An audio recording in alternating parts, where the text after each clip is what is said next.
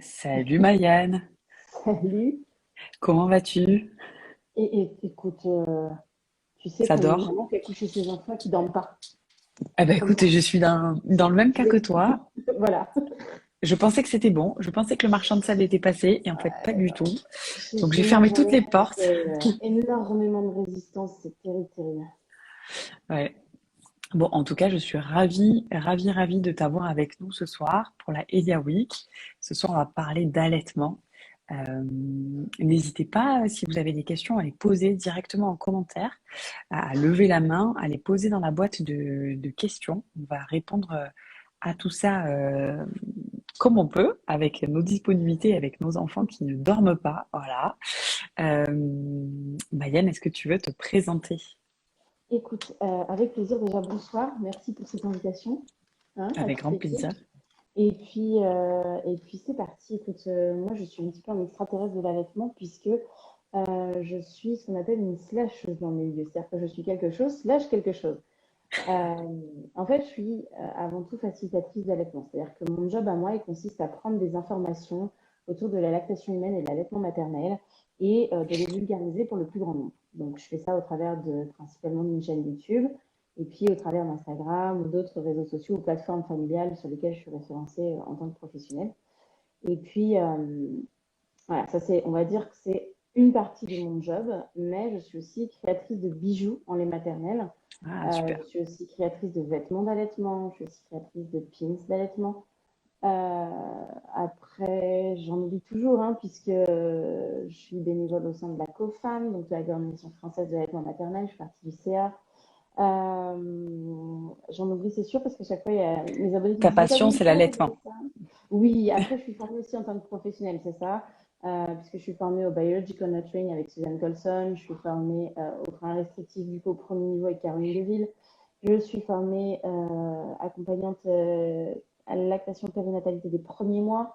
Et puis, je suis formée au quatrième trimestre de grossesse avec Ingrid Bayo. Et puis, bon, j'ai d'autres formations qui devaient venir, but Covid. Donc, pour l'instant, ça c'est un peu en stand-by.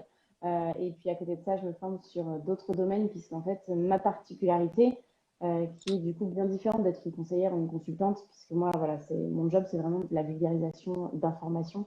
Et ben, c'est de me former à d'autres domaines où tu te dis, mais what, ça n'a pas de lien. Et en fait, ça en a absolument.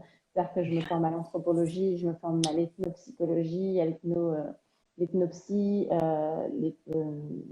anthropoethnopsie, psy. Après, moi, je suis l'UXP aussi, une formation de base, donc forcément que j'amène tout ça avec moi. J'ai des formations qui arrivent, c'est à l'imagerie, des formations qui arrivent en naturo, en aromathérapie, en psychologie positive, etc. Et en fait, je m'aperçois qu'au fur et à mesure du temps, je finis par accompagner des mamans. Et donc, je suis, on va dire, plutôt pour ces mamans que j'accompagne, pour cette partie-là, je suis plutôt une accompagnante holistique. Je suis toujours pas une conseillère, je suis pas dans la partie thérapeutique et médicale. Moi, je suis dans la partie vraiment prise Approche en charge globale. globale, voilà, globale d'une personne avec son histoire, justement, sa culture, son histoire, sa religion. Voilà, ça me demande d'étendre des fois des connaissances, grâce parfois aux mamans d'ailleurs, sur des religions que je ne connais pas, des principes de culture que je ne connais pas, parce que tu ne peux pas parler de la même façon à une maman, je ne sais pas, hindoue ou musulmane, qu'à une maman purement européenne ou vraiment européenne, mais issue vraiment d'une très grosse part de religion catholique. Tu ne peux pas t'adresser aux femmes de la même façon, en fait. Et C'est du clair. coup, c'est ça devient génial. Et du coup, voilà, c'est ce qui fait que ben, je me forme aussi à d'autres. Enfin, je me forme et je m'informe sur d'autres cultures, sur d'autres façons de faire, sur d'autres maternages. Sur voilà, je suis en perpétuel apprentissage, soit de moi-même, soit grâce aux mamans justement que j'accompagne et que je Super. rencontre. Et Voilà. alors, t'accompagnes où les mamans en général? Dans quelle Moi, je région en les France? accompagne plutôt en visio, plutôt en ligne qu'en physique. Après, ici en physique, moi, je bosse avec la maternité de ma ville, qui est une maternité IHAB, donc Initiative Amis des bébés, Hôpital Initiative Amis des bébés. Et voilà, je fais des réunions d'allaitement, voilà, tout ce qui est un ne peut plus classique, voilà, petite réunion Super. d'allaitement entre mamans. Voilà. Trop bien. Eh ben, écoute, on va rentrer dans le vif du sujet si tu veux bien. Allez, Je vais me allez, présenter je vais me présenter rapidement pour ceux qui se disent mais qui est cette personne? mais Donc qui moi je c'est suis, lui? c'est ça exactement. Donc moi je suis Marion, je suis la cofondatrice de la marque Elia. Elia c'est une marque de lingerie menstruelle qu'on a lancée avec Apolline, mon associée, en 2018. Et c'est une marque qui est plutôt axée autour de la santé des personnes menstruées, parce que tous nos produits sont développés avec des professionnels de santé, des chercheurs et des ingénieurs textiles depuis le début. Et l'objectif, c'est de proposer des produits qui soient les plus simples possibles pour le corps et pour l'environnement. Donc, on va jamais utiliser de matière synthétique. On va rester toujours dans le confort, dans le bien-être, dans la santé, avec un accompagnement autour une plateforme techno, qui regroupe un peu plus de 320 maintenant contenus, même 300, un peu plus que 320 contenus animés par des experts pros de la santé, médecins aussi, gynécologues, sages-femmes, médecins généralistes, etc., etc. Et donc voilà, on est très fiers d'organiser, je crois que c'est la troisième Elia Week, et on organise tous les mois des ateliers depuis à peu près un an maintenant, pour parler de la santé. Et donc, on les rend publics désormais. C'est Donc, cool. n'hésitez pas à aller voir les replays qui sont publiés à la fois sur notre site et qui vont être publiés sur notre plateforme. Voilà. Et donc, aujourd'hui et ce soir, on se donne à peu près 30-35 minutes pour parler d'allaitement. Donc, n'hésitez pas si vous avez la moindre question. Tout est ouvert. Et moi, alors, on a fait une petite boîte à questions sur nos deux comptes respectifs. Ouais. Et on a eu pas mal de questions, donc on les a regroupées en plusieurs parties. Et donc, pour avoir aussi allaité mon bébé, j'ai un peu l'impression que l'allaitement, c'est 80% de réussite si on a de l'information avant la naissance du bébé. Qu'est-ce que tu peux me dire sur ça? Ça va dépendre des personnes. Ça va dépendre des personnes. Alors, je vais juste préciser que dans un souci de facilité, de dialogue pour moi et de mon mental et de réfléchir, je vais féminiser mes propos, mais bien sûr, celles qui me suivent le savent, j'inclus les papas trans allaitants, j'inclus les parents de la communauté LGBTQA2+, et les parents queer. C'est juste que pour faciliter mon langage et ma discussion ce soir, je féminise tout. Mais voilà, au moins c'est posé. Euh, alors, oui et non, parce que tu as des gens qui vont être dans le feeling total. Et ça va complètement leur réussir. Tu as vraiment des gens c'est comme ça. En fait, je pense que c'est ce que Michel Audin explique. C'est-à-dire que plus ton néocortex est au repos, moins tu te poses de questions, moins tu l'entraves et plus tu as de place pour l'instinctif. Et si tu as une réelle place pour l'instinctif et une réelle reconnexion à quelque chose d'assez primaire et d'assez animal, en fin de compte, il y a des gens qui n'ont pas besoin On de se pose pas de s'informer, questions. ouais, même si plus tard, dans leur parcours d'allaitement, ils vont entendre parler des freins, ils vont entendre des trucs, puis ils vont se dire oh, ah, mais en fait, j'ai vécu. Ah, mais c'était ça? Ah bon?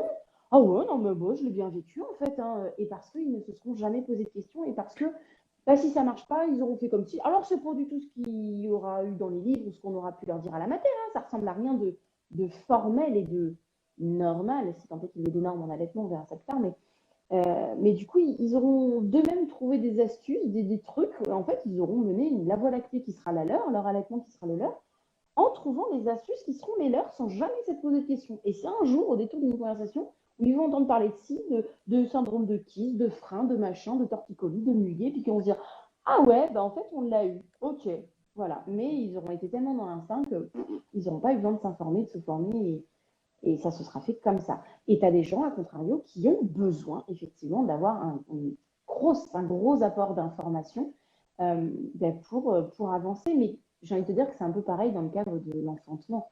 Tu as des gens Ouais, qui ont vraiment besoin d'être hyper cadrés, hyper machin, tout savoir, même c'est le clair. pire, pour vraiment, dans leur cerveau, pallier à tout, etc.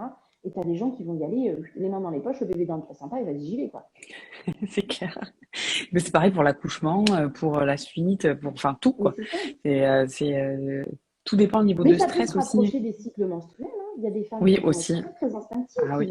Ouais. qui vont tout de suite savoir, même, tu as des femmes qui sont tellement sensibles qu'elles peuvent te dire de quel ovaire elles ovulent.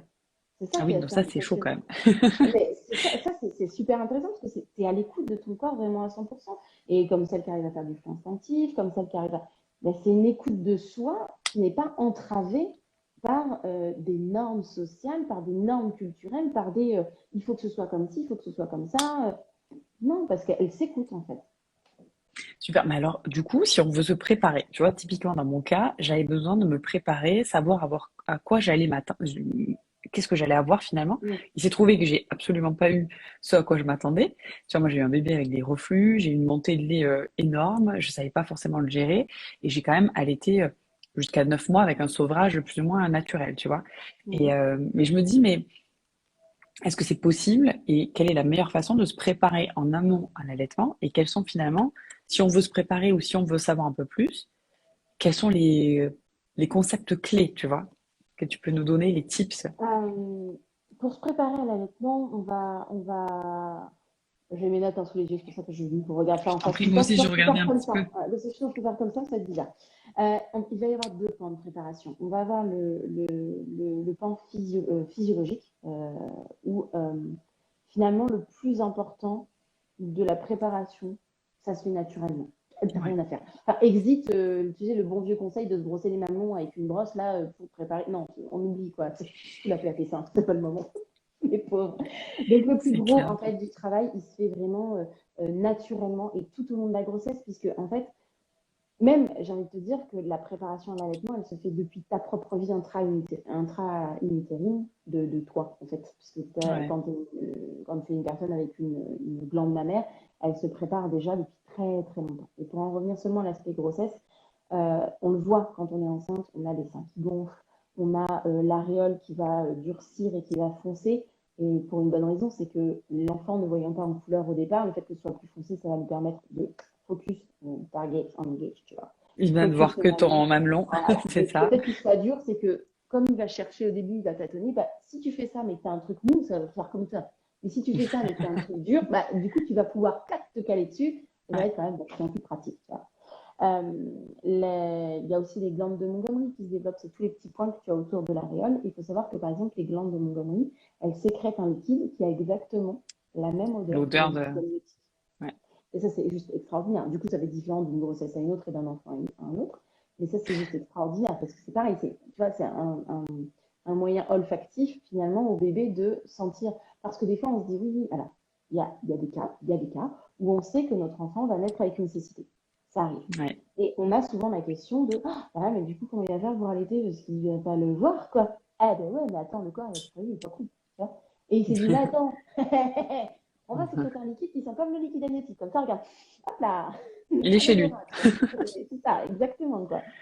Mais comme quoi, la nature est quand même bien foutue parce que ça pensait à tout.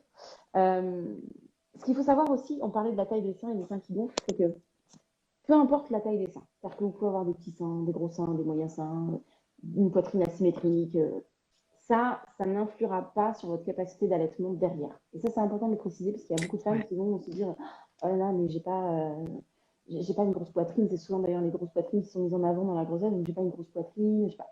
Vous Ou inquiétez pas. l'inverse, j'ai une trop grosse poitrine, je veux pas allaiter parce que j'ai peur que mes seins ils soient trop À énormes, que l'inverse, le bébé tout à fait. s'étouffe, qu'il n'arrive pas à respirer, etc. Exactement. Mais ça, Si t'as plein après, de... c'est une question d'accompagnement, j'ai envie de te dire, parce Ouais, que dans un cas comme dans l'autre, si on est bien accompagné, si on fait une préparation prénatale, une consultation prénatale avec une consultante IBCLC, en général, on ça démarre bien. passe. Ça passe. Euh, je ne sais plus si on va le revoir après, je ne sais plus si on en parlait, Vas-y, mais en cas de aborde le... prématurité, on peut, en préparation de grossesse physiologique, en cas de prématurité, on peut exprimer un peu de colostrum aussi, à Ouais, la partir de question, 37 semaines d'aménorrhée. Ouais, ben, on en c'est reparlera. ça. Ouais, la question, tu vois, c'est est-ce qu'avant l'accouchement, il faut exprimer son lait? Moi, j'avais lu que ça pouvait déclencher des contractions. Tu vois, typiquement, moi, j'ai commencé à avoir une montée de lait à 4 mois et demi de grossesse. Dès que j'entendais D'accord. pleurer un bébé, j'avais des pertes de lait. Et du coup, ma gynéco m'a dit, surtout, n'allez pas exprimer votre lait. Ok, on va faire un point. Je termine juste sur le fait de se préparer. On va faire un point. Il n'y a pas de nécessité de produits, hein, en préparation prénatale pour l'allaitement. Vous oubliez les pelles, vous oubliez les recueillés, vous oubliez. Attendez d'avoir démarré. Et une fois que vous aurez démarré, vous verrez bien ce dont vous avez besoin. Un, si vous avez un besoin urgent, les matériaux, ce qu'il faut. Deux, vous avez un conjoint ou une conjointe que vous pouvez toujours envoyer faire du shopping sur les sites qui vont bien, ou à la pharmacie, ou dans un magasin bio, ou voilà, Quid, etc., pour vous trouver ce dont vous avez besoin. Vous embêtez pas avec tout un tas de produits avant, en fait. Franchement, ça sert à rien. Alors, j'ai l'impression que la connexion de Téléphone Mayenne. s'éteint, non, Ah c'est bah bon. voilà, tu es revenu. Non, c'est moi, c'est moi. Mais je sais pas pourquoi mon téléphone s'éteint. Bon, on va faire attention. Au niveau de la préparation psychologique, s'informer. S'informer, s'informer, s'informer, c'est ce que tu disais tout à l'heure. Il y en a qui vont pas du tout vouloir s'informer. Il y en a qui vont vouloir s'informer, mais qui vont avoir peur des informations qu'elles vont lire. Dans ce cas-là, envoyez votre conjoint ou votre conjointe s'informer à votre place. Vous avez fait filtre. Très pratique. Et puis, dans l'information, on peut lire. Il y a pas mal de bouquins, même des bouquins, on va dire, plutôt modernes et plutôt fun à aborder. Je pense à Caroline Dio avec Tété en Tété. Voilà, il y a aussi des gros pavés, comme L'art de l'allaitement maternel de la Gilly, qui est très, très, très, très bien. Mais c'est vraiment une bible. Il y a tout, mais pour le coup, il y a tout. C'est-à-dire que si tu veux pas angoisser, des fois, c'est peut-être pas le bon bouquin à aborder tout de suite. Bon, voilà. Ou alors, encore une fois, c'est le conjoint ou la conjointe qui le lit qui fait filtre, quoi. Tu peux avoir les vidéos, enfin, voilà, sans faire de promo, mais voilà, il y a la chaîne qui est là. Il y en a d'autres. Après tout, il y en a d'autres aussi. Tu peux t'informer aussi au niveau du lieu où tu accouches. Ça, c'est très, très important. Tu peux t'informer au niveau du lieu où tu vas enfanter, de comment ça se passe pour eux. Et ça, c'est peut-être même un truc primordial à faire quand tu sais, tu as les fameuses visites de maternité. Ça peut être intéressant de savoir quand est-ce qu'ils font la première tétée, par exemple, ou encore est-ce qu'on sépare les enfants des parents, tu vois, pendant la première, pendant la première heure. Est-ce qu'on laisse le bébé aux parents la nuit? Enfin, tout ça, ça peut être un tas de petites questions qui peuvent être à poser et voire même, suivant les réponses que vous avez, mais même sans ça, je vous conseille même de faire dans un plan de naissance déjà, hein, mais dans votre plan de naissance, de prévoir un plan d'allaitement. Parce que vous allez pouvoir y mettre plein de petites infos. C'est-à-dire que si vous savez par exemple qu'il sépare la mère et l'enfant, bah, vous allez pouvoir signifier je ne veux pas être séparé de mon enfant, nan, vous allez pouvoir signifier par exemple en cas de difficulté quelconque, je souhaite que le colostrum soit prélevé à la cuillère et donné à mon enfant. Enfin voilà. Vous allez pouvoir préciser plein de choses dans un plan d'allaitement et je trouve que c'est pas mal de faire un plan Surtout pour un d'allaitement. premier, je trouve que je suis Mm. assez d'accord avec toi parce que, tu vois, quand tu arrives à la maternité, bon, t'accouches, t'es plein d'émotions, t'es plein d'hormones, etc. Et tu sais pas trop, même si tu t'es préparé, tu te dis, voilà, ça va se passer comme ça dans ma tête, mais en fait, tu connais pas les équipes. Si tu t'es pas forcément renseigné sur la politique de la maternité, qui est plutôt pro-allaitement ou justement qui va proposer des bibes très facilement, en fait, ton projet à toi peut être parfois un peu dérouté, on va dire, en fonction des Mhm. différentes difficultés que tu peux rencontrer. Et c'est vrai que ça peut être très compliqué et on a beaucoup de commentaires, en tout cas dans nos clientes qui nous disent, bah voilà, moi je voulais allaiter. On a fait plusieurs ateliers sur l'allaitement depuis maintenant 3 ans. Et en fait, on a beaucoup de messages qui nous disent, ah, moi je voulais allaiter. Et puis en fait, dans ma chambre, il est passé une sage-femme, une puère, une conseillère d'allaitement. Les trois m'ont dit des choses différentes. Et en fait, j'étais tellement perdue, trop stressant pour moi, j'ai arrêté l'allaitement et aujourd'hui, je le regrette. Ça, c'est un vrai message qu'on reçoit. Donc, ce que tu dis est quand même pas mal. Il y a un message d'Amandine qui dit, est-ce qu'il y a des maternités où on retire le bébé à la première heure? Il y en a. Il y en a. Voilà, toutes les pratiques ne sont pas encore uniformisées. Il y en a. Ça fait partie des petits tips, par exemple, pour votre préparation, on va dire, de valise. Mettez dans votre valise une cuillère, parce que ça, personne ne vous le dira jamais. Mettez une cuillère, comme ça, vous avez une cuillère. Genre, on vous dit, il faut compléter. Ouais, bougez pas, j'ai ma cuillère. Hop, on exprime le colostrum, c'est bon, on y va. Une cuillère, et puis n'hésitez pas à mettre dans votre sac de maternité un bouquin d'allaitement que vous poserez sur votre table de chevet, en mode, hey, c'est bon, je sais de quoi je parle. Parce que, mine de rien, ça crée le sentiment auprès de l'équipe de waouh, en fait, elle sait, enfin, elle part, mais elle sait un peu elle sait un peu où elle va, quoi, puisqu'elle est informée. Elle a Elle des sait ce bouquins, qu'elle mais veut, quoi. elle sait ce qu'elle veut. Donc, déjà, il y a cette espèce de c'est pas une barrière, mais cette espèce de garde-fou quelque part, où quand vous posez des choses comme ça bien à vue, voilà, j'ai mon bouquin, j'ai mon homéopathie, vous pouvez même me dire, hein, ah oui, tiens chérie, mets mon bouquin et mon homéopathie pour l'allaitement sur la table de chevet, ça fait clac. Vous inquiétez pas, il y aura toujours une oreille qui traîne du service pour l'entendre. Et mine de rien, ça donne l'aspect de, même si vous, à un moment donné, vous flanchez, et ben, l'équipe, elle sera plus dans le respect de ce que vous voulez, puisque on sent déjà que vous étiez parti pour et que vous étiez, on avait tous les outils, tu vois. Et tout de suite, ça fait filtre avec peut-être certaines maternités qui proposent un peu trop rapidement des compléments de lait artificiels ou industriels, tu vois.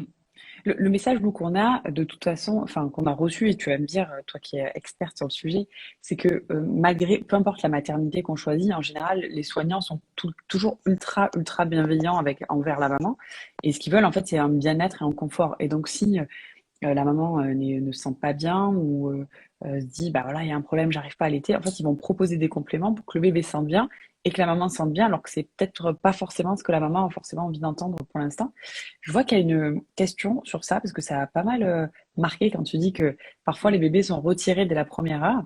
Moi aussi, ça me marque. C'est la première fois que j'entends ça.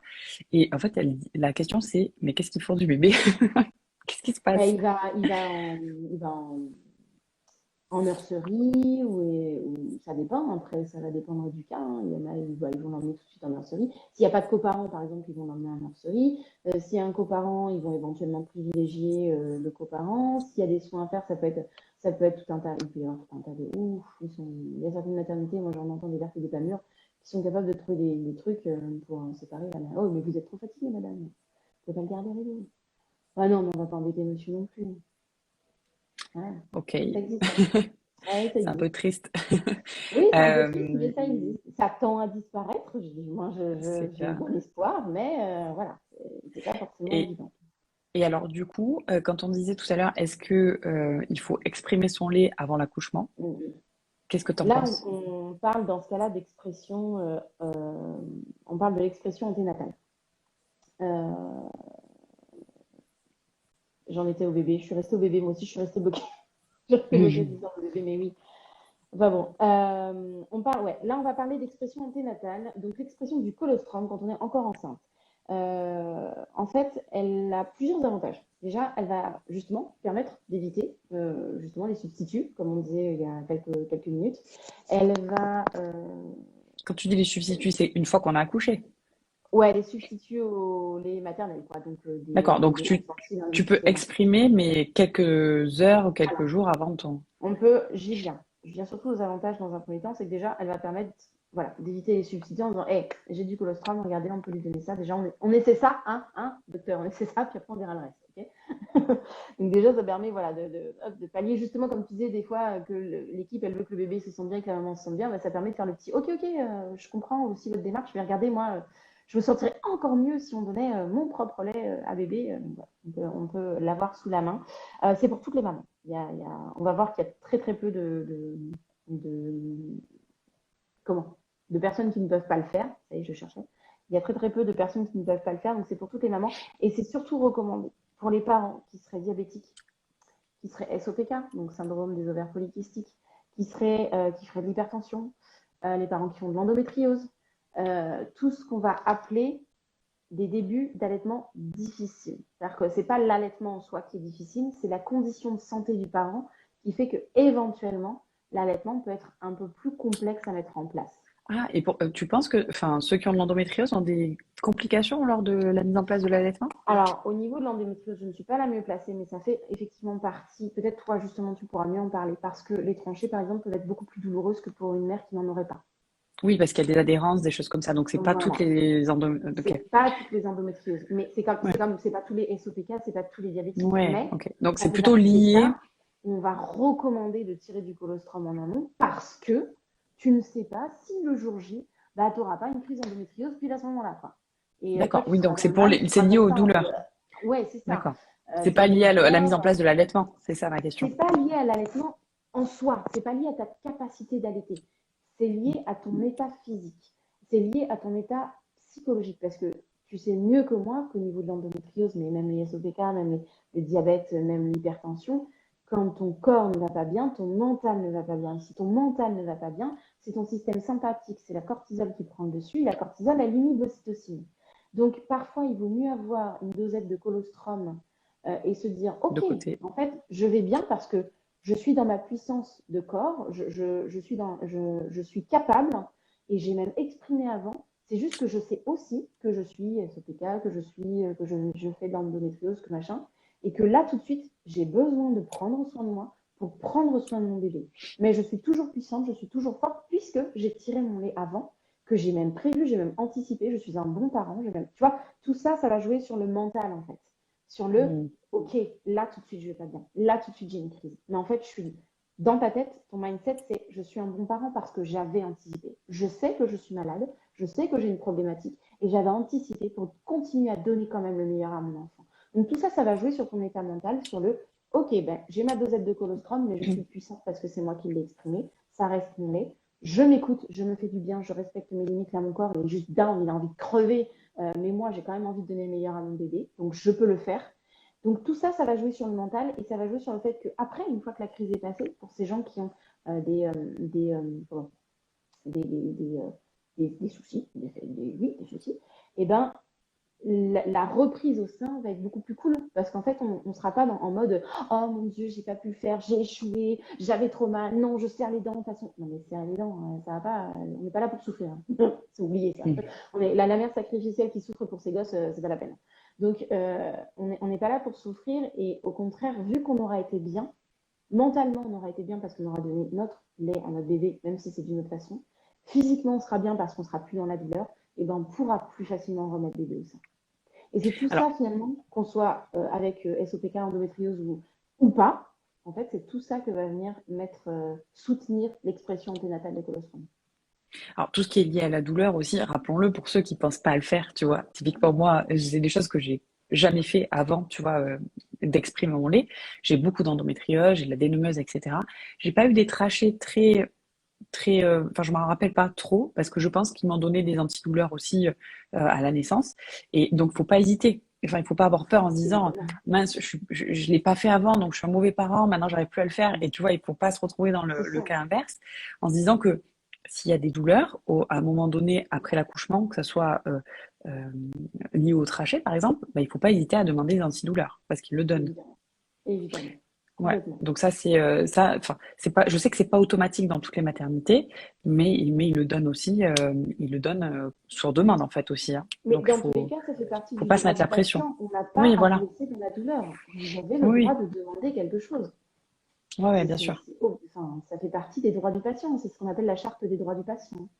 Ouais, ouais. Oui, parce que dans une autre vie, j'étais secrétaire médicale aussi dans un hôpital. Donc experte en charte du patient, droit Voilà. du patient et allaitement. Donc c'est Et super. comme Vous tu êtes viens bien d'avant, tu sais, entourés. la charte du patient, tu la connaissais déjà avant, mais tu l'appliques encore plus, tu sais. C'est ça, exactement. Alors, Euh, je reprends juste les questions qu'on ouais. nous a posées sur la boîte à questions. À la naissance, comment est-ce qu'on peut favoriser l'allaitement après la naissance du bébé? Quels conseils pour faciliter la première mise au sein? Et quel est le meilleur moment pour commencer la première tétée? On va enchaîner là-dessus. Je vais juste finir par contre sur l'expression anténatale. Ça peut se commencer à 37 semaines d'aménorrhée. C'est quand même Ouais, pas intéressant de avant. le savoir. Non. Pas avant, parce que ça Mais il peut n'y a déclencher pas des de... contractions. Non, non, non. Il y a absolument... Non. Alors ce mythe-là, il faut l'oublier. Vous le prenez, vous le chiffrez et vous foutez tout dans une poubelle. Scientifiquement, selon les écrits scientifiques, pour déclencher des contractions, il faudrait qu'un bébé tète non-stop, de jour comme de nuit, pendant au moins 3 mois, pour déclencher l'once d'une pseudo-contraction. Alors, excepté les mamans à risque avec décollement placentaire, avec risque d'accouchement prématuré, il n'y a absolument aucun problème à faire de l'expression anténatale et il n'y a aucun problème à allaiter un enfant précédent. Aucun. Pourquoi? Parce qu'en fait, jusqu'à à peu près 40, 37 ou 40 semaines, je ne sais plus, j'ai plus, entre 37 et 40, j'ai plus le chiffre en tête. Tout le long de la grossesse, en fait, le corps sécrète un inhibiteur de l'ocytocine. Et c'est l'ocytocine qui D'accord. déclenche les contractions. Et pendant tout ce temps, le corps, en fait, sécrète un inhibiteur. Alors, je ne sais plus son nom, mais il sécrète un inhibiteur de l'ocytocine et qui va même inhiber l'ocytocine de synthèse. C'est pour ça que des déclenchements, quand Fonctionne c'est pas pas le bon parfois. moment pour le corps, ben, ça ne fonctionne pas. Parce que, en fait, le corps, no way, quoi, ça ne passe pas. Voilà, on peut exprimer à la main, sachez-le. Vous pouvez vous amuser si vous avez acheté un tire-lait avec le tire-lait, mais à la main, ça fonctionne bien. Et puis, surtout, il faut pas s'inquiéter. On va recueillir ça va vraiment être du goutte à goutte, en fait. C'est pas comme quand tu exprimes ton lait une fois que tu as enfanté, où tu as vraiment, des fois, des bons jets de lait, etc. Ça va être, des fois, c'est là, goutte à goutte, c'est une petite pipette de sérum qui t'aspire goutte par goutte. Hein, voilà. Et puis, quelque chose d'important, c'est que vous pouvez le congeler. Et ça, c'est assez important. Ouais. Si vous savez que vous enfantez dans les 48 heures, vous pouvez le laisser au frais. Si vous avez exprimé avant, vous pouvez le congeler. Si vous le congelez ou que vous le mettez au frais et que vous le transportez dans un sac isotherme avec des pains de glace surtout. Vous le mettez tout de suite en arrivant dans le service, soit dans le frigo du service, soit dans le frigo de votre chambre. Et on peut le Voilà. donner froid ou à température ambiante au bébé. Ouais, tu peux le donner froid ou à température, il n'y a pas de souci. Et le colostrum se chauffe ou pas? Non. Donc voilà, donc on Bah, laisse il est décongeler. pas chaud dans tes seins, j'ai envie de te dire, tu vois. Oui, oui. T'as pas Bon, de, pas de choses vibro-intégrées, quoi. non, mais parce que je sais qu'il y en a beaucoup qui font Non. chauffer le lait maternel avant de le donner. Donc là, l'idée, c'est on le laisse décongeler au réfrigérateur. En toute logique, le lait maternel, de toute façon, il se boit à température ambiante. Oui, oui. Tu peux le faire chauffer avant de le congeler, si tu as peur qu'il y passe, c'est-à-dire qu'il sente mauvais ou qu'il ait cette odeur de rance ou de ce goût de lait caillé, là. Mais dans quel récipient tu peux le conserver? Tu peux le conserver dans des pipettes de sérum c'est encore le plus simple. Il y a D'accord. des pipettes de sérum et je crois me souvenir qu'il y a maintenant, tu peux trouver des pipettes rechargeables. Il me semble qu'il y a des trucs comme Des ça que tu peux pipettes trouver. spécialisées pour le lait maternel ou c'est juste des Ouais, pipettes ouais, apparemment. J'ai souvenir d'avoir vu passer ça d'une marque qui fait ça. C'est des pipettes lavables complètement dédiées. Alors, bon, je suppose que tu peux mettre du sérum aussi dedans, mais en l'occurrence, elles sont faites pour l'allaitement de mémoire et tu peux les remplir, les vider, les laver. Enfin, toi, tu peux t'en servir, quoi. Voilà, tout super. simplement. Pour en revenir donc à ta question de tout à l'heure, qui était Ma question tout à l'heure, qui était, c'est à quel moment est-ce qu'on fait la première tétée et comment est-ce qu'on peut favoriser l'allaitement? ouais, au niveau de la on va regrouper l'ensemble des deux questions. Vas-y. Le meilleur moment pour mettre son bébé au sein. Bah, c'est le moment qui sera le plus adéquat pour vous, en fait. Il faut, en fait, dans cette question, ce qui est souvent sous-jacent, c'est qu'il faut déconstruire le mythe des 2 premières heures. Et c'est ce que C'est j'allais pas te grave. dire, ouais. C'est pas grave. C'est pas grave. En fait, il y a un principe en allaitement, c'est qu'il n'y a jamais rien de figé. Les 3 premiers mois, on va parler de mise au sein. Passé 3 mois, on va parler de relactation. Donc, c'est te dire, 3 mois où tu parles de mise au sein, t'es large, quoi. T'es large, Mhm. t'es tranquille. Donc, il faut vraiment construire cette idée de oh mon Dieu, si je ne l'ai pas dans les 2 premières heures, j'ai tout foiré. Non, c'est pas Alors, grave. en général, dans les faits, à la maternité, tu accouches, on s'occupe du bébé, et puis après, on te le dit, on dit, maintenant, il faut faire la mise au sein. Ouais. Je te donne mon exemple. Moi qui étais hyper Mais préparée, potentiellement, peut-être qu'en fait, ton bébé, il s'est tapé la cloche juste avant de sortir et qu'il n'a pas envie de téter. ah bah, c'est clair. Alors, moi, j'ai eu de la chance parce que c'était un glouton en direct, mais ça a été, alors j'étais hyper préparée, j'avais un projet de naissance, etc. Et en fait, t'es tellement, je trouve, dans un moment où t'es un peu démuni, surtout quand c'est le premier, on te dit, bah maintenant, il faut faire ça. Tu dis, mais C'est attends, ça. dans ta tête, tu dis, mais j'ai lu ça, je veux ça, je ci, je là. Bon, ok, bah, ça va, je le fais. Tu vois. Ouais, c'est ça. Mais c'est parce qu'en fait, la neurochimie déjà de la femme enceinte est complètement changeante. Puis en plus, la neurochimie de la femme qui vient d'enfanter, c'est encore autre chose. Et Ouais, t'es pas du tout dans un mood où tu vas te dire en mode guerrière. Enfin, on l'a un peu perdu, du moins, le mode guerrière avec le cordon coincé entre les dents en mode vas-y, approche. On l'a un peu perdu, ce truc-là, quand même, mine de rien. Et c'est vrai que on a ce rapport dans la société française, en tout cas, dans la culture française, de la blouse blanche, c'est le sachant. Comme je suis dans une ouais, période démunie, je m'en remets à lui. Et donc, on va c'est tout clair. simplement écouter, en fait.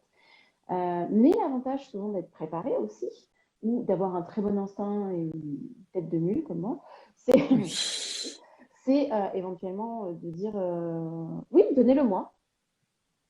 Voilà. Et tu le gardes. Tu le mets au sein comme tu Et veux. surtout, tu fais ce que tu veux. Soit tu le mets au sein parce que tu le sens, soit tu le mets pas au sein, Surtout, tu fais ce que tu veux, en fait. Hmm. Et si on te dit quoi que ce soit, oui, oui, je vais le faire, pas de problème. Voilà. La technique Allez, du oui, oui, j'adore. faites-le maintenant. Donc, ouais, Oui, oui. voilà. Ouais, oui, je Vous vais m'entendez, exactement. madame? Oui, oui. Oui, je vous entends très bien. Voilà. Donc, vraiment, faut déconstruire cette histoire des 2 premières heures parce que, par exemple, dans le cas de césarienne, ce qui était mon cas, bon, moi, j'ai fait chier le personnel, donc je suis remontée 1 heure après, mais normalement, c'est 2 heures en salle de réveil. Oui, oui, je te dis, quand je te dis que la dame était tue, la dame était tue. Non, mais moi, Donc, normalement, j'en connais une, qui est mon associée, qui a accouché en plein confinement, qui était à dilater à 7 et qui a dit, je veux la sortir maintenant. Madame, vous voulez pas de péridurale? Personne me touche. Et le lendemain, et je me permets de raconter cette histoire parce que je sais que tu es connectée à Pauline. Et le lendemain, elle avait préparé toutes ses affaires. Elle a dit, allez, je me barre. et ben voilà. Et elle est partie. Et je me suis Ouais, dit, pas voilà. mal. Bah oui, oui, mais parce que on est, ça balance sec, hein, t'as vu? Mais parce que c'est des personnes qui vont être proches de leur instinct et Ouais, qui ont cette faculté de résilience et de caractère de dire, hey, lâchez-moi la grappe en fait, les gars.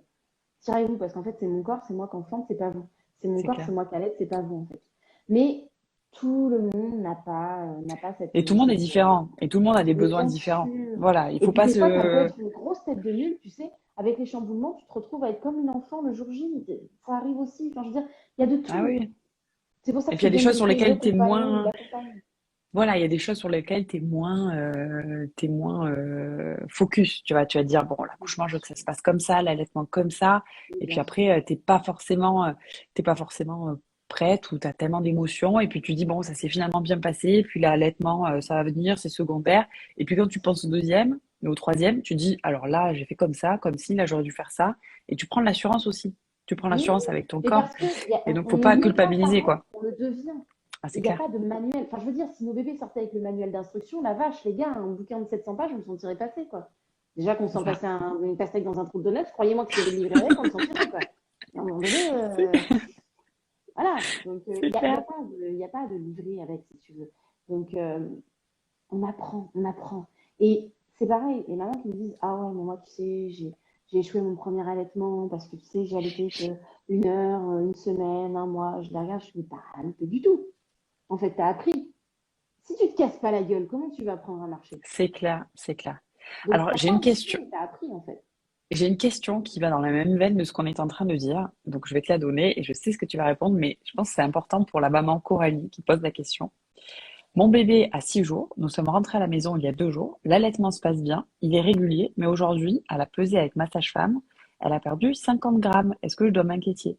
Sachant que c'est un tout petit bébé, je suis un peu démunie. J'ai Ça l'impression de me dépend. reconnaître dans cette Ça question. dépend comment s'est passée la grossesse, comment s'est passé l'enfantement, une voix basse, une césarienne. Est-ce qu'il y a eu une prise est-ce qu'il y a eu une péridurale, une rachis, anesthésie, est-ce qu'il y a eu une antibiothérapie? Il y a pas mal de paramètres à prendre en compte en réalité. Et ensuite, ce qu'elle peut faire, c'est guetter les signes d'un bon transfert de lait. Donc un bon transfert de lait, ça va être le masséter qui bouge. On a ce mouvement d'amplitude de mâchoire. On a le son. Voilà. On a le réflexe déglutition, succion, respiration d'exusion, de j'avale. On a un signe d'un bébé repu, je veux dire, quand il a fini de manger, il est en Il mode dort. coma lactique, tu sais, comme ça. Avec lui, la Il remplit beurre, ses couches.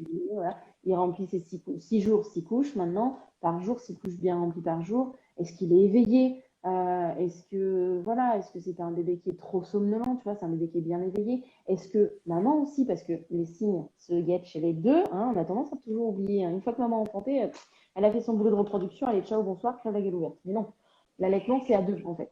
Et du coup, il y a aussi des signes chez la maman. Les seins sont moins tendus, sont plus mous. On peut avoir l'autre sein qui n'est pas donné qui coule. Attention, ça, c'est pas général à toutes les femmes, mais c'est possible. On a une maman qui va avoir chaud, qui va avoir des montées un peu roses. Alors, on colore pas toutes, mais on va avoir des mamans qui vont être un peu roses ici, ou en tout cas qui vont avoir un peu chaud. On va avoir des mamans, pareil, qui vont avoir tendance à être somnolentes après une tétée. Sainte Suzanne Colson, rappelle-moi les cours. Ouh là là, si j'en oublie, elle va me rouspéter. Mais j'en oublie, c'est sûr. Il y a d'autres. Il y a les tranchées, il y a les tranchées, il y a les sensations de tranchées. Il y a la soif, avoir soif aussi. Une maman qui a soif, ça fait partie des signes d'un bon transfert de lait. Je crois que Et j'ai puis il déjà y a fait le tour. surtout, je pense qu'il faut rassurer la maman en lui disant que bah, là, on est à 6 jours de vie. De toute façon, il y a des Oui, points avec la PMI ou avec le pédiatre. Et l'enfant peut perdre du poids à un moment donné, mais après peut en regagner tout de suite. Et puis de toute façon, si la perte de poids est constante, il faut faire quelque chose avec la et pédiatre. Il y a et peut-être un la frein pesée, ou elle a été il a- faite à quel moment? à quel À moment distance est-ce d'une que voilà. tétée, après une tétée. Tu vois, à quel moment avait été faite la première sur laquelle on se base et à quel moment est faite la seconde Ouais. quand la sage-femme vient. Il y a énorme 50 grammes. S'il est veillé, qu'il mouille ses couches et qu'il y a des bons signes de transfert de lait et Mm. qu'il y a des signes de bon transfert de lait chez la maman, ouais, c'est bon, allez, oublie les cons, quoi. Te Tout mets pas va la bien. rate au cul. Cale-toi en mode Netflix and chill dans ton canapé avec ton chocolat, ta tisane et ton film de Noël, c'est la période, et puis c'est très bien. Bébé au sein, et hop, adieu, j'ai vendu. Allez, go. C'est clair. Alors du coup, on est en train complètement de dépasser sur le planning et sur nos questions qui avaient été C'est pas posées. grave. C'est pas très grave. C'est ça que c'est bien. Euh, Exactement. Euh, tac, tac, tac, comment savoir quand arrive la montée de lait? Oui, Je effectivement, pense c'est qu'on une peut pas la question rater. qui se pose souvent. Comment savoir que j'ai une bonne montée de lait? c'est ça. Eh bien, Et je vais te rajouter à quel moment est-ce que ça arrive? Parce qu'il y en a qui disent, oh, je suis à 2 jours, la nuit de l'enfer, j'ai toujours pas ma montée de lait, qu'est-ce qui se passe? Est-ce que je suis normale, alors, pas normale? on va démonter au fur et à mesure. Déjà, la montée de lait, comment savoir qu'on a une montée de lait? On va avoir des seins qui vont être un peu plus tendus. Alors attention, quand on dit tendu, c'est pas nécessairement en termes de ressenti douloureux. Ça peut être juste, vous vous regardez à un moment donné en faisant wow! Qu'est-ce qui s'est passé? Voilà, hein, ça a doublé de volume, vous savez pas d'où c'est sorti. Voilà, parce qu'il y a des femmes qui ne vont rien sentir en termes de tension, de douleur. D'accord? Une montée de lait n'est pas nécessairement douloureuse. Ça, c'est pareil. Et pour l'anecdote, on a passé 5 jours pour mon fils à me demander si j'avais mal. Non, Ouais. ah, vous n'avez pas eu votre montée de lait. Ah bah comment vous dire qu'il en a qui coulent jusque-là dans le cou, qu'il a les joues comme ça, si, si, il y a du lait quoi. Oui, mais vous n'avez pas mal. Bah non, bah donc vous n'avez pas eu votre montée de lait. Voilà. Donc non, la montée de lait n'est pas nécessairement douloureuse pour toutes les femmes. Donc au niveau des signes, on va avoir des seins qui vont être plus ou moins tendus. On pourra avoir une sensation de chaleur aussi au niveau des seins. Les seins, on aura l'impression que ça chauffe un peu. On peut avoir des œdèmes, un œdème, c'est-à-dire un gonflement plus ou moins important de la poitrine. On peut avoir de la fièvre, c'est possible aussi, ça arrive. Mmh. Et en fait, donc on va juste terminer là-dessus. Ok. Et si le gonflement au niveau de la montée de lait rend la prise du sein difficile, il ne faut pas hésiter à exprimer un petit peu de lait avant de donner le sein au Avant bébé, de... histoire de l'aider. Au niveau de la fièvre, pourquoi est-ce qu'on parle de fièvre? Il y a des mamans qui vont vivre ce qu'on appelle un engorgement physiologique. Mmh. Et attention, c'est le seul instant où on appellera ça un engorgement physiologique. Pourquoi? Parce que vos seins se sont préparés, oui. Mais vos canaux lactifères, pour l'instant, ils sont comme ça. Et ils doivent devenir comme ça pour laisser passer du lait. C'est-à-dire qu'on a des canaux lactifères qui font, voilà, ici, quoi, qui font cette taille-là. Puis d'un seul coup, ils doivent faire cette taille-là. C'est-à-dire qu'en moins de 30 secondes, ils doivent doubler, tripler, quadrupler Attends, de là, volume. là, tu donnes les vraies dimensions? Non, non, non, c'est pour Ah, avoir une d'accord. image. D'accord, c'est Je une veux image. dire, mince, Oui. je n'avais pas capté C'est ça. une image, mais on passe de quelque chose de très fin à quelque chose de, voilà, qui va devoir Ouais, ouais. réguler un flux très important. Et en fait, qu'est-ce qui se passe? C'est comme quand vous vous donnez un coup ou quand vous vous cognez quelque part ou quoi.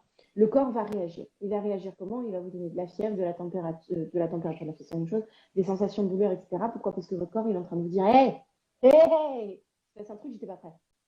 C'est quoi? Et C'est en une sorte fait, d'inflammation, c'est ça? c'est une sorte d'inflammation, exactement. Parce qu'en fait, même si tout votre corps est prêt, vos canaux lactifères ne sont pas encore prêts à gérer le torrent que va être les ouvertures de vannes du lait. C'est-à-dire qu'au moment où vous avez libéré le placenta, les hormones placentaires vont envoyer un message au cerveau que c'est bon. Gars, on a bloqué le système pendant 9 mois, vas-y, ouvre les vannes. Ça me fait penser à ta question sur le colostrum à 4 mois de grossesse. On y reviendra parce que c'est un truc important. Euh, donc là, les hormones placentaires ont été. Le placenta est sorti, les hormones placentaires sont libérées, et donc le cerveau reçoit le message de vas-y, gars, ouvre les vannes. Donc les canaux lactifères, ils ont beau être prêts, ils ont beau avoir fait maturer, machin, tout ça, ils ne sont pas prêts à gérer l'afflux entre vous ouvrez votre robinet tout doucement pour un tout petit filet d'eau, puis vous ouvrez votre robinet à fond. Et en général, quand les hormones placentaires montent au cerveau pour leur dire vas-y, ouvre les vannes, c'est plutôt l'ouverture de robinet à fond, tu vois. Et c'est ça en fait, c'est cette surprise-là au niveau du corps qui fait que le corps va réagir en mode je te donne de la fièvre, je te fais mal au sein pour que tu comprennes qu'il est en train de se passer un truc qui n'est pas normal d'un point de vue physiologique. Ouais. Alors qu'en réalité, on aurait une ouverture de vanne en mode vas-y, j'ouvre un petit filet d'eau, puis toutes les 5 minutes, tu sais, je rajoute un peu de flux, ben, on ne connaîtrait pas nécessairement d'engorgement physiologique, sauf que ça ne se passe pas comme ça. Parce Alors, que pas le toutes, hein, principe de la du nature, coup. pas tout. Ben, si, l'ouverture de vanne, c'est pour toutes pareil. C'est juste qu'il y en a qui vont le ressentir et d'autres pas. C'est Voilà. juste là Parce où qu'il on n'est pas y, égal. il y a la question de est-ce que toutes les femmes sont égales face à la montée de lait et face à la production de lait? Mais face à rien dans la vie, les filles, arrêtez. Face à rien, que ce soit les règles, vos ongles. Moi, j'ai des ongles de merde. Voilà, il y en a comme des ongles, tout, tout. Enfin, je veux dire, tout. Il y a personne qui sera égal à personne. C'est comme ça. Voilà, faites-vous une raison. Donc, non, on n'est pas toutes égales. Il y en a qui vont avoir mal, d'autres qui vont pas avoir mal. Il y en a qui vont avoir un engorgement, d'autres qui vont pas avoir un engorgement. Il y en a qui vont avoir de la fièvre, mais qui n'auront pas mal. Il y en a qui vont avoir mal, mais qui n'auront pas de fièvre. Il y en a qui vont avoir les seins qui vont doubler de volume et mal, d'autres qui vont doubler de volume mais pas mal. Enfin, wow, tu peux faire toutes les combinaisons possibles en fait, tu vois. Et je suis sûre que même on en oublie dès qu'il doit y avoir bien des cas qui répondent même pas à tous les Ouais, critères, c'est clair. tu vois, les plus classiques, les tableaux les plus classiques qu'on étudie en formation, tu vois. Donc, non, il y a aucune égalité pour personne. Par contre, Quand est-ce que la montée de lait se fait? Alors, dans les études scientifiques, la plus tardive des montées de lait observées a été à 15 jours. Ah ouais, c'est Ça, c'est ce que énorme. nous donnent les écrits scientifiques. Mais ça ne veut pas dire que pendant 15 jours, il n'y avait rien. Et ça ne veut pas Il y a dire du que pendant colostrum. 1, 2, 3 jours, vous avez rien. Vous avez du premier lait déjà. Je vous l'accorde, il porte hyper mal son nom. Et vous avez du premier lait. Ça s'appelle le colostrum. Qui est hyper nourrissant par ailleurs. Mais qui est hyper nourrissant par ailleurs. C'est juste qu'en fait, le problème vient du fait que, alors oui, techniquement, ça s'appelle du colostrum, mais ça s'appelle aussi du premier lait. Et en fait, je pense qu'on parlerait plus aux parents de premier lait, ils s'inquiéteraient beaucoup moins en fait. Parce qu'on leur Hmm. parle de colostrum, puis on leur parle de montée de lait. Genre, en fait, avant la montée de lait, il n'y a rien. Bah si, parce qu'en fait, le colostrum, c'est du lait. En fait, le lait va connaître 3 transitions. Le colostrum, le lait de transition et le lait mature. Le colostrum, c'est le premier jour. Le lait de transition, c'est au moment de la montée de lait. Et ensuite, une fois la montée de lait passée, donc ça dure, je crois, quelques jours, même pas quelques jours, tu as le lait mature en fait. Donc, le colostrum, c'est du lait. Et en fait, c'est parce qu'on l'appelle colostrum que les gens disent: ouais, ouais, j'ai du colostrum, j'ai du colostrum. Et t'as du lait? Bah, non, non, j'ai du colostrum. Bah, c'est Alors en du fait, lait. non, tu as du lait, c'est du lait. Oui, mais il y a énorme. En fait, le fait que ça ne s'appelle pas premier lait et le fait qu'on ne dise pas premier lait aux parents, et même dans l'imaginaire, du coup, ça s'inscrit comme il y a le colostrum, puis il y a la montée de lait. Ouais, c'est En fait, clair. tu sais, quand tu prends trop souvent des raccourcis, tu sais, bah, ça s'ancre Hmm. comme une idée préétablie dans ton cerveau. Et en fait, c'est un peu le problème qui se passe, c'est-à-dire qu'il y a le colostrum, puis il y a la montée de lait. Alors Oui, non, et donc il le y a le colostrum ne premier nourrit lait et pas il y a le lait de assez, donc transition.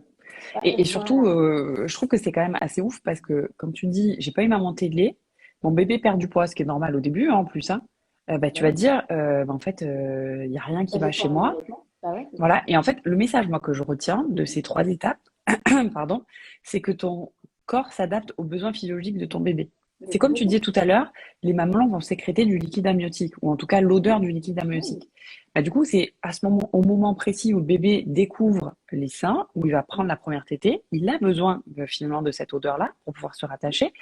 Et ensuite, il a besoin du colostrum parce que bah, c'est adapté à son estomac et à ses besoins. Et plus le bébé va téter, et plus il va grandir avec la tétée et la montée de lait, bah, plus le lait va évoluer. Et c'est ça qui est incroyable avec l'allaitement. Et il y a un phénomène à comprendre pour la montée de lait. C'est que dans votre ventre, in utero, bébé, à partir de, donc que je ne me trompe pas, j'ai fait une vidéo il y a pourtant, je crois que c'était celle du week-end dernier, ou celle de ce week-end qui arrive, mais je ne sais déjà plus.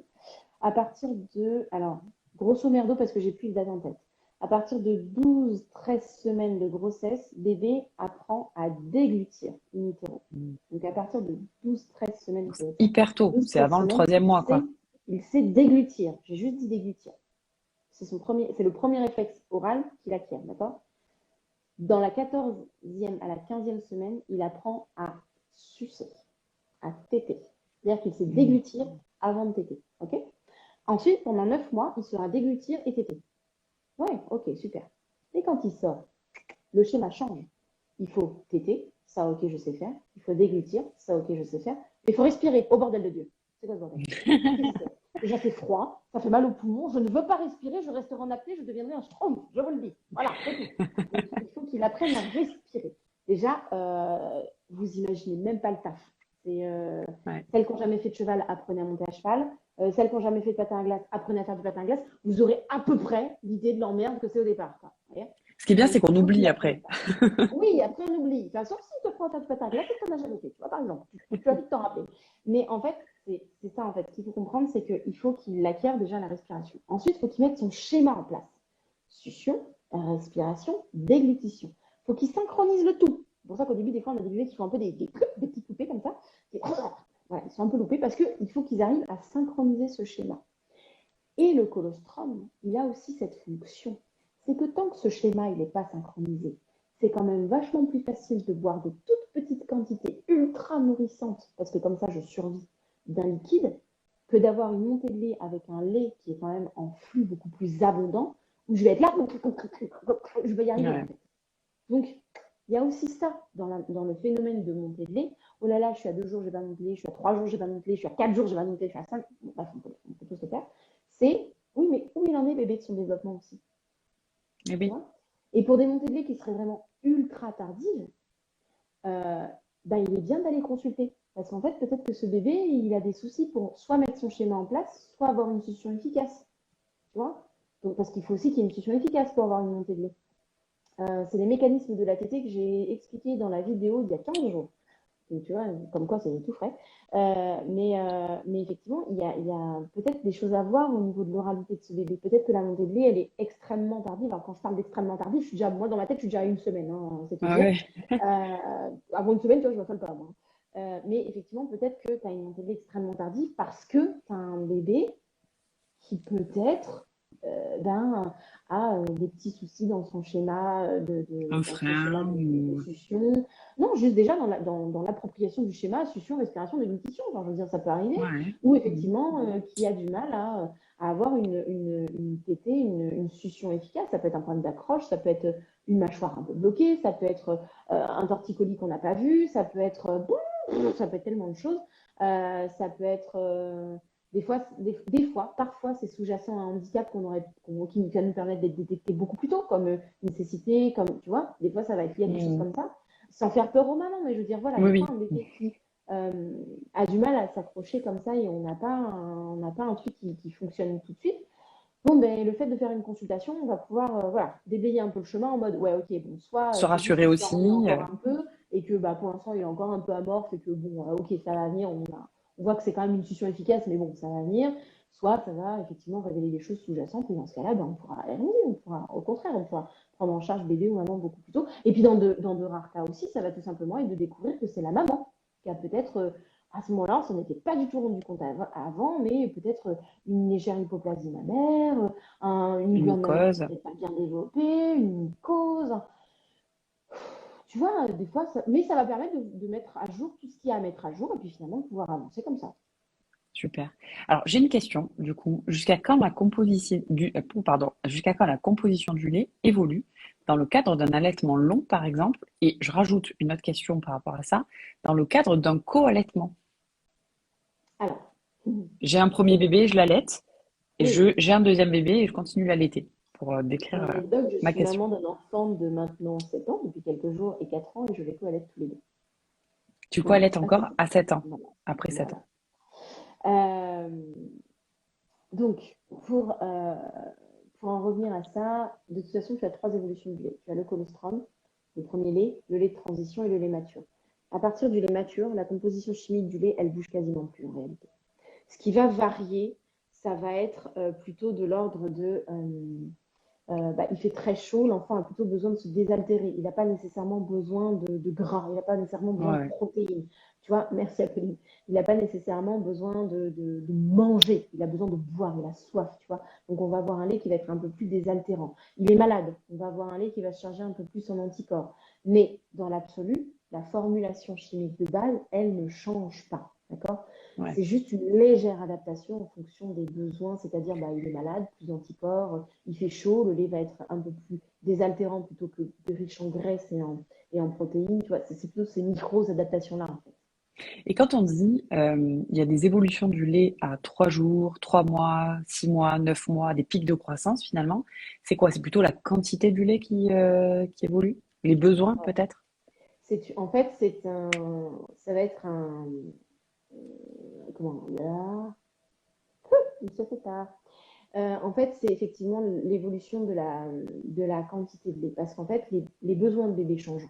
C'est-à-dire quand tu arrives vers 3 4 mois, qu'il commence à savoir se remettre sur le dos, qu'il commence à savoir se retourner ou au moins se mettre sur le côté, enfin, ils bougent un peu plus, ils sont un peu plus moteurs. Quand tu as 6 mois, tu as la diversification, donc on peut faire marcher la mâchoire, tu as la marche, enfin, tout ça, ce sont des éléments ce sont des évolutions qui vont prendre énormément en fait d'énergie.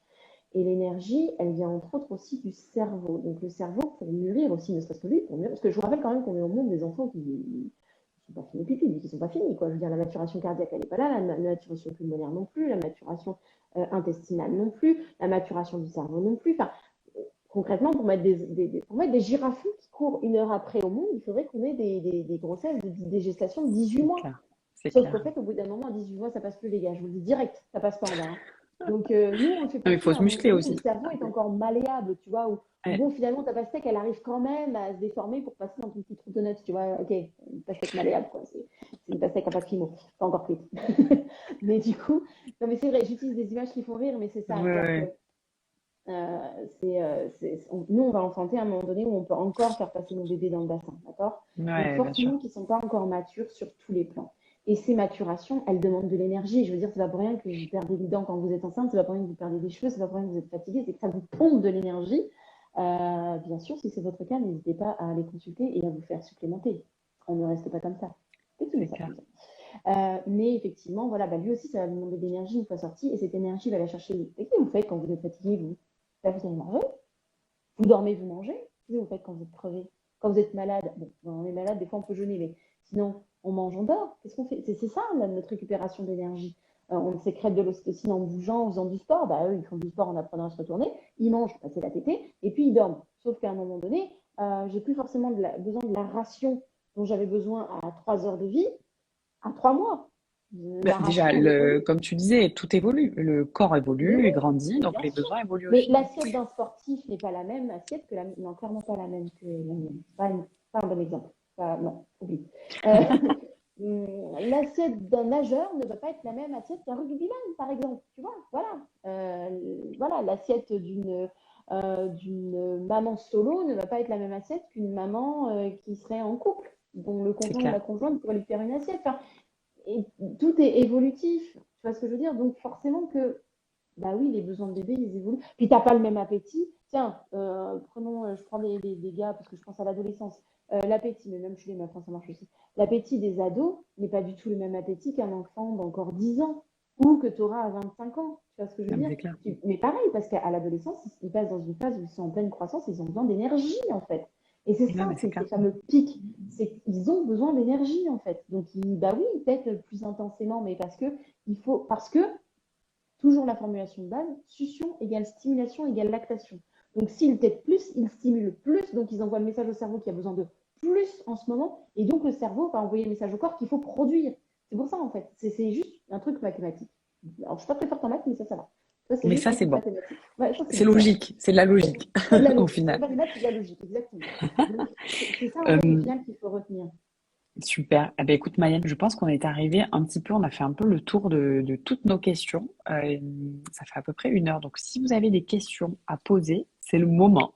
Parce C'est que le je pense moment. que l'allaitement est un sujet tellement vaste qu'on pourrait parler pendant des heures. Ah, Donc mais c'est le moi, moment. quand vous m'avez lancé le sujet du début d'allaitement, je vous ai envoyé un vocal en vous disant hey, ça peut faire 2 heures et demie votre histoire. Attention. Ah bah oui, oui. Sur, Non, mais alors, sur une voilà. demi-heure, c'est compliqué. À chaque fois qu'on parle d'allaitement, de toute façon, c'est un vrai, vrai, vrai débat. Et il y a vraiment on peut passer 3 heures sur chaque sujet, le début, la Bien sûr. préparation, le début, les pics de croissance, la suite, etc. Donc, n'hésitez pas, si vous avez des questions, vous les posez C'est le maintenant moment ou ou jamais. jamais. On travaille sur Non, les non. questions. Et si vous avez d'autres questions, vous allez sur le compte de Mayan, vous les posez aussi. N'hésitez pas à aller voir les replays qu'on a fait sur tous les ateliers santé ces Mhm. différents mois. On a différents intervenants qui prennent la parole au sujet de l'allaitement, sur la préparation, etc.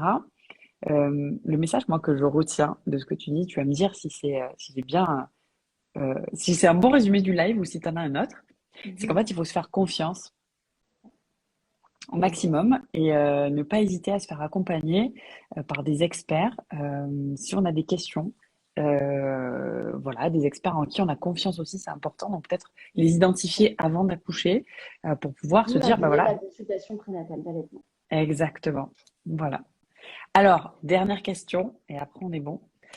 Allaitement et muguet avec un bébé d'1 mois, que faire? Alors, le muguet vient du Candida albicans, qui est un champignon que nous avons tous dans notre corps, d'accord? Et parce qu'à côté de ça, bref, j'ai une plateforme où on s'occupe des femmes et en l'occurrence des candidoses. Donc, effectivement, le muguet, ça vient du Candida albicans, qui est un champignon que nous avons tous dans notre corps, qui est normalement en équilibre. Et quand il se déséquilibre, il y a muguet, il y a mycose, il y a candidose, appelez-le comme vous voulez, mais ça vient toujours du même choupipi. Qu'on retrouve Euh, aussi dans les mycoses, hein. Je sais pas si tu viens de le Ah oui, dire. oui, mycose, J'ai une coupure, candidose, voilà. muguet, Mycose c'est des noms vaginale, tout ça. différents, mais pour définir, en fait, il est toujours issu du même champignon. Il est normal qu'on ait un champignon dans notre corps, il est normal qu'il soit à l'équilibre. Ce qui pose souci, c'est quand il se déséquilibre. Quand il y a du muguet dans la bouche de bébé, alors bien sûr, vous pouvez aller voir le pédiatre, oui, premier réflexe, il va vous donner un traitement, oui, parfait. Sauf que si muguet il y a, ça veut dire que dérèglement de candida il y a. Et donc, il faut aller chercher d'où vient le dérèglement du candida.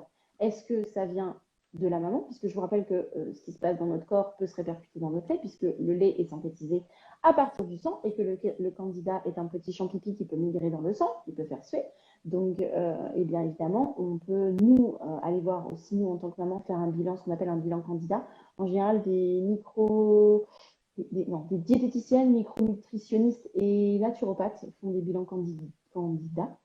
On peut faire un bilan de notre côté et puis on peut en faire un avec bébé. Pareil, on va voir une même professionnelle.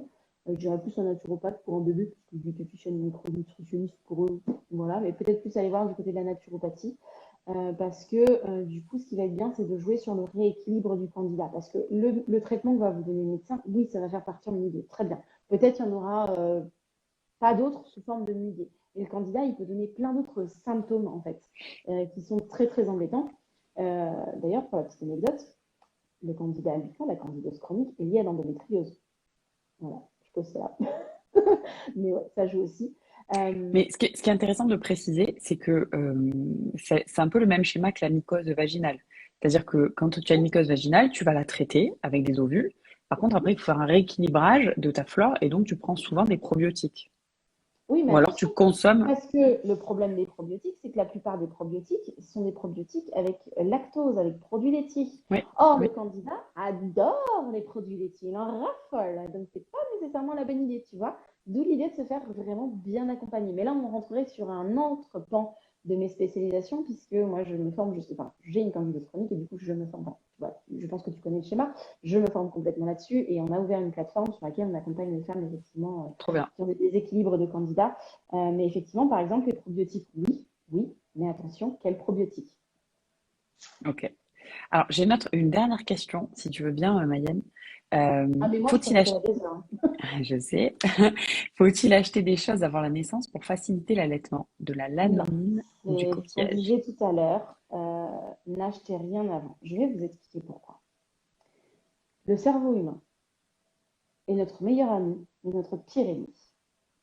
Si vous vous dites, aujourd'hui, je mets des talons, mais je risque de me casser la gueule, il y a 99% de chances que vous vous cassiez la gueule. C'est signé.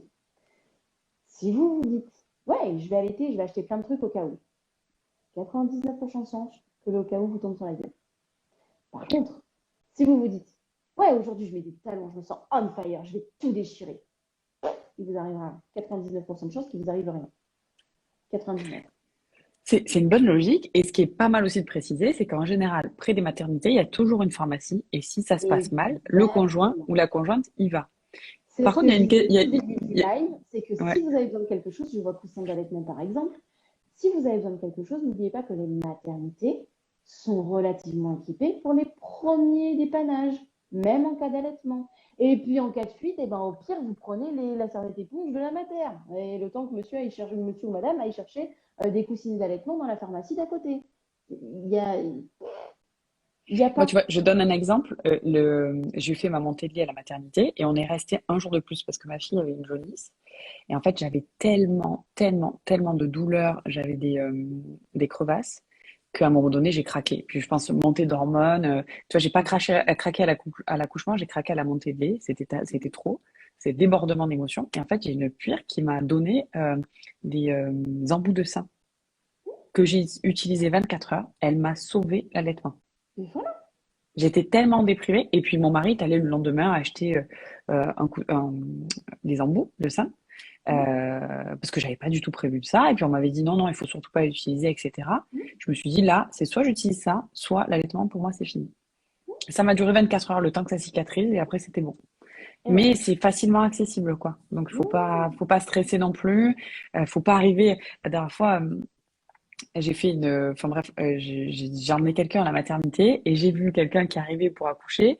Ils avaient deux grosses valises. On aurait dit qu'ils partaient sur un séjour de 3 mois ailleurs qu'à la mater, quoi. Et je me suis dit, bon, alors moi je veux bien, j'ai une grosse valise, mais alors là, et en Mais fait, en plus de ça, c'est un principe de vie que tu peux retirer tout le temps. Tu vois, je me marre avec ton ouais, histoire de valise parce que nous, on voyage beaucoup. On est aussi une famille nomade à côté de ça. Et on a un principe, c'est de n'avoir qu'un sac à dos de maximum 12 kilos, puisque c'est ce qui est autorisé en cabine. Donc, on ne prend jamais de bagages en soute. On a tous notre sac de maximum 12 kilos. Il n'atteint jamais les 12 kilos. Et pourtant, on voyage dans des pays. Là, par exemple, nous partons au Canada. La valise de mes enfants fait 4 kilos. Et je vous assure qu'il y a tout ce qu'il faut dedans, ils n'auront pas froid. Leur valise fait 4 kilos. Donc, en fait, c'est aussi un truc que tu vas reporter dans ta vie en te disant, mais en fait, j'ai pas besoin de... Alors, sans parler d'être minimaliste, sans rentrer là-dedans, mais de te dire des fois, mais en fait, j'ai pas... Au Canada, je vais pas être perdue. Si jamais il me manque du dentifrice, je vais dans un magasin quelconque. Si jamais mes enfants ont vraiment froid, mais il y aura bien un magasin de fringues, donc je rachète un pull, tu vois ce que je veux dire? On n'est pas sans solution, et encore moins dans le monde actuel, dans le monde Ouais, c'est clair. moderne et industrialisé dans lequel on vit. On n'est pas sans solution. Donc partir avec le tout en se disant oh, on ne sait jamais, il y a 99% de chances que ton on ne sait jamais, il t'arrive en pleine face, quoi. C'est clair. Et surtout, après, tu te retrouves pas dans ce que tu as amené. Mais bien sûr, puis après, en plus, il y a le truc, alors ça c'est très très typiquement humain, il y a le truc du non mais je vais utiliser, il faut bien que j'utilise, je vais acheter, il faut bien que j'utilise quand même. Ouais, c'est clair. Alors que tu n'en aurais probablement pas besoin. Alors moi, je te donne une petite anecdote. J'avais acheté plein de produits de lavage pour bébé, etc. J'ai utilisé. On a eu droit à une sorte d'irritation maximale de la peau. Et on s'est retrouvé sur le fessier, enfin le liniment et tout. On s'est Ouais. retrouvé avec eau et lingettes et c'était, enfin, eau et coton et c'était très bien pendant les premiers mois. Mais la même, hein, pour mon fils, on a acheté tout un tas de produits, alors des marques, en veux-tu, en voilà, machin. Et puis un jour, en fait, on est parti, parce que, comme je vous dis, on voyage beaucoup. Et donc, bon, là, on était en France, mais on voyageait quand même dans une autre région. Et punaise, sur la route, mon fils qui nous fait un caca monumental, tu t'arrêtes, tu vas pour le changer, là, tu fais. Oh, j'ai rien. Enfin, j'ai le coton, mais j'ai pas le liniment. Il est sur la banquette arrière, on n'a pas d'eau nulle part. Je fais quoi? Et en fait, à un moment donné, j'ai fait comme ça, j'ai fait. Ok. Ben, j'ai exprimé du lait sur du coton et je lavais mon fils. Et Bah depuis ce ouais. jour-là, là, plus jamais racheter de l'aliment, ça a été terminé. Pourquoi faire? Évidemment, j'avais tout sous la main. Sur cette note de caca de bébé, je te propose qu'on clôture ce live parce que là, je pense qu'on va vraiment partir en live et ça va durer 3 heures. Et voilà. Écoute, pour moi, c'était hyper intéressant. J'espère que ça vous a plu. En tout cas, on va afficher le replay parce qu'on a eu pas mal de questions, beaucoup de questions aussi sur la boîte à questions. Donc, n'hésitez pas, si vous avez la moindre question, n'hésitez pas à aller voir Mayenne sur ton compte Instagram. Je te laisse le rappeler. Ah, pas de Ah, moi. pas de moi, voilà. Vous pouvez aller retrouver nos lives sur notre chaîne YouTube, sur Instagram et sur notre blog. Et puis, si vous voulez d'autres lives comme ça, avec le compte à pas de moi du coup et Mayenne, n'hésitez pas à nous le mettre en commentaire. On réorganisera ça, promis. On fera sur un Ah, sujet très n'y spécifique. lancez pas parce que alors là, on est reparti. Il faut pas la chauffer. Non, mais c'était très, très cool. Merci beaucoup pour tout. Merci à tout le monde d'avoir participé. On va vous laisser passer une très, très bonne soirée. On vous dit à très bientôt et à très vite sur les replays et pour la suite de la Merci. Lilia Week parce que c'est pas encore fini. Non, il y a encore plein de choses qui arrivent et qui ont l'air très sympa. Moi, je suis depuis le début de la semaine, c'est super intéressant. Ah, trop bien. Ah ben, alors, en tout cas, je suis ravie d'avoir fait ce live avec toi parce que c'était pas prévu au début et, euh, Écoute, et je très suis très ravie. bien. J'ai appris plein de trucs et merci pour ton rayonnement. C'était très cool.